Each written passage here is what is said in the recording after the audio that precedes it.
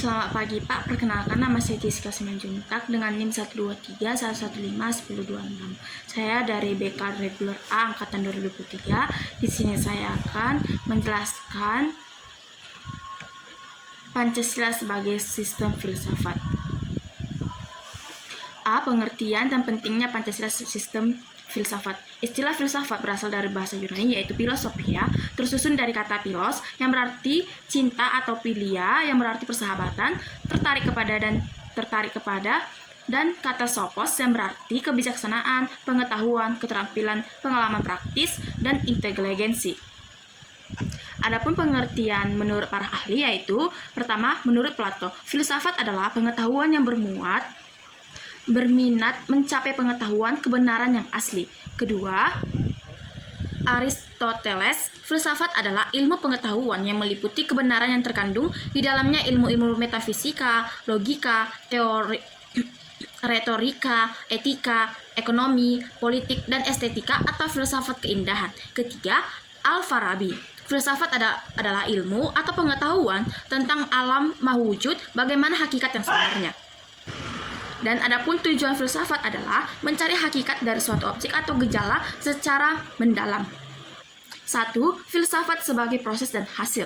Filsafat merupakan kreasi akal manusia sebagai jawaban atas persoalan-persoalan ataupun rahasia-rahasia alam semesta. Dapat disimpulkan bahwa filsafat sebagai proses dan produk berpikir manusia merupakan pemikiran teori tentang Tuhan, alam semesta secara keseluruhan yang mencakup hidup manusia yang ada di dalamnya untuk kemudian bagi manusia pemikiran teoritis tersebut dipergunakan sebagai pandangan dunia atau worldview. 2. Sistem filsafat.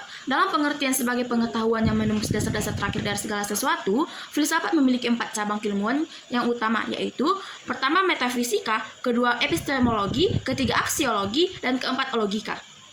Pertama, metafisika adalah cabang filsafat yang mempelajari asal mula segala susunan yang ada dan yang mungkin ada. Kedua, epistemologi adalah cabang filsafat mempelajari seluk-beluk pengetahuan. Ketiga, aksiologi adalah cabang persiapan yang menelusuri hakikat nilai.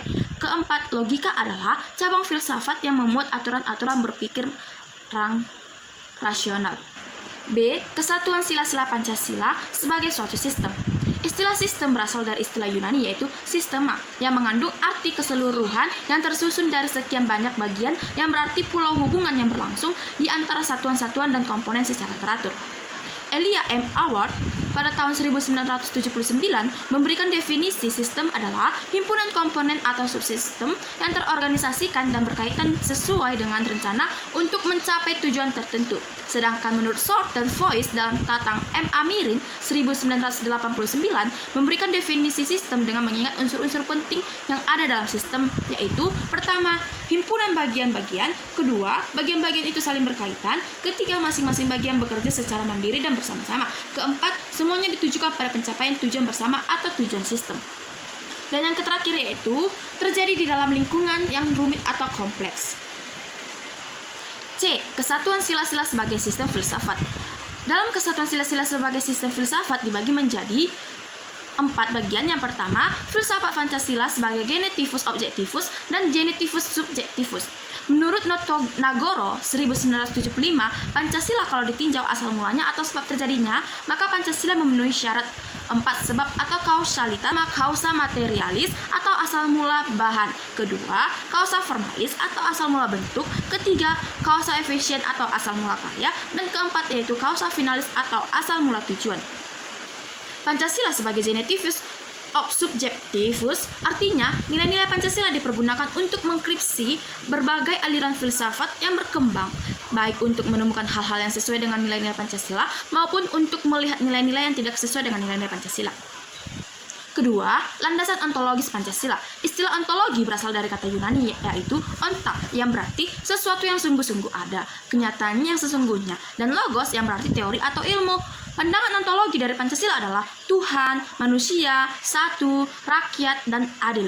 Untuk memahami kesesuaian antara landasan sila-sila Pancasila dengan hakikat-hakikat serta keadaan negara, maka menurut Nagoro terdapat 3 teori asas hubungan di antara 2 hal yang diperbandingkan, yaitu yang pertama, asas hubungan yang merupakan sifat atau kualitas. Kedua, asas hubungan yang berupa bentuk, luas, dan berat atau kuantitas. Yang ketiga, asas hubungan yang berupa sebab dan akibat atau kausalitas.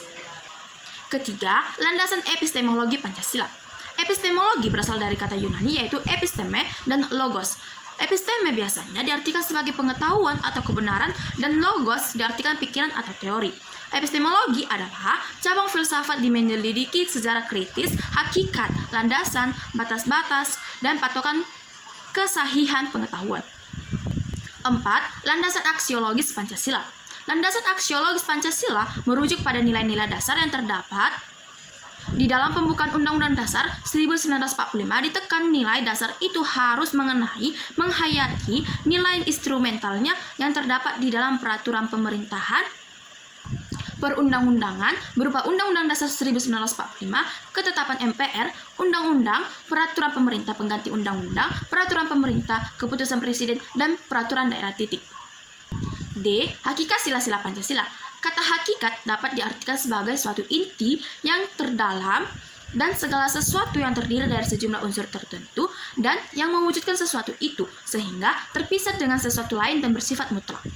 Terkait dengan hakikat sila-sila Pancasila, pengertian kata hakikat dapat dipahami dalam 3 kategori, yaitu yang pertama, hakikat abstrak yang disebut juga sebagai hakikat jenis atau hakikat umum yang mengandung unsur-unsur yang sama, tetap, dan tidak berubah. Yang kedua, hakikat pribadi sebagai hakikat memiliki sifat khusus, artinya terikat kepada barang sesuatu. Dan yang ketiga, hakikat konkret yang bersifat nyata sebagaimana dalam kenyataannya. Adapun beberapa ciri kefilsafatan meliputi 4 bagian. Yang pertama, sistem filsafat harus koheren, artinya berhubungan satu sama lain secara rutin.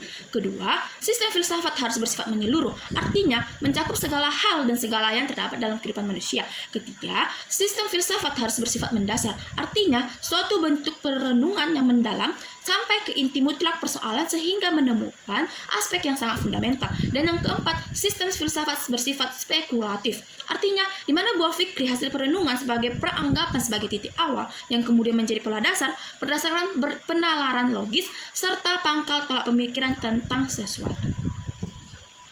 Pancasila sebagai sistem filsafat mengalami tiga dinamika. Yang pertama itu pada era pemerintahan Soekarno. Pancasila sebagai sistem filsafat dikenal dengan istilah filosofis Grosslet. Gagasan tersebut merupakan filosofis Soekarno atas rencananya berdirinya negara Indonesia merdeka. Kedua, pada era Soeharto, di mana kedudukan Pancasila sebagai sistem filsafat berkembang ke arah yang lebih praktis, atau dalam hal istilah yang lebih tepat adalah Weltanschauung. Artinya, di mana filsafat Pancasila tidak hanya bertujuan mencari kebenaran dan kebijaksanaan, tetapi juga digunakan sebagai pedoman hidup sehari-hari. Atas dasar inilah Soeharto mengembangkan sistem filsafat Pancasila menjadi penataran P4.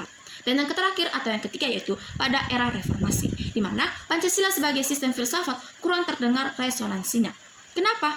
Karena Pancasila sebagai sistem filsafat bergema dalam wacana akademik, termasuk kritik dan renungan yang dilontarkan oleh Habibie dalam 1 Juni 2011. Pancasila semakin jarang diucapkan, dikutip, dan dibahas baik dalam konteks kehidupan ketenegaraan, kebangsaan, maupun kemasyarakatan.